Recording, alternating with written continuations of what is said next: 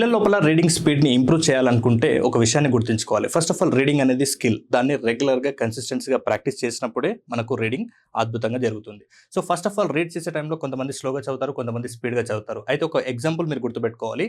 First మనం car driving నేర్చుకునేటప్పుడు మనం కార్లో క్లచ్ ఎక్కడుంది, ఎక్సిలేటర్ ఎక్కడ ఉంది, బ్రేక్ ఎక్కడ ఉంది, గేర్ ఎక్కడ ఉంది అనే విషయాన్ని ప్రతి దాన్ని కూడా మనం స్లోగా అబ్జర్వ్ చేస్తూ నేర్చుకుంటాం.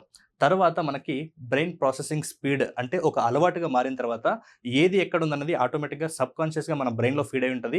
ఇమీడియట్గా మనం డ్రైవ్ చేస్తే వెళ్ళిపోతాం.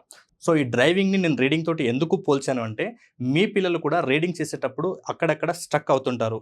సో దాన్ని రెగ్యులర్గా మీరు ప్రాక్టీస్ చేసినట్లయితే ఎక్కడ మిస్టేక్స్ చేస్తున్నారో దాన్ని ఫైండ్ అవుట్ చేసి, సో మీరు రెగ్యులర్గా మీ పిల్లలతో ఇది ప్రాక్టీస్ చేసినట్లయితే కార్ మనం ఎంత స్పీడ్గా డ్రైవ్ చేస్తామో ప్రతి విషయాన్ని అబ్జర్వ్ చేయకుండా అలవాటు అయిన తర్వాత సేమ్ అలాగే మన బ్రెయిన్ ప్రాసెసింగ్ స్పీడ్ డెవలప్ అయి రీడింగ్ కూడా అంతే బాగా చేయగలుగుతారు. కాబట్టి రీడింగ్ అనేది రెగ్యులర్గా ప్రాక్టీస్ చేస్తే ఆటోమేటిక్గా రీడింగ్ స్పీడ్ అనేది మీరు డెవలప్ చేసుకోవచ్చు. Thank you so much.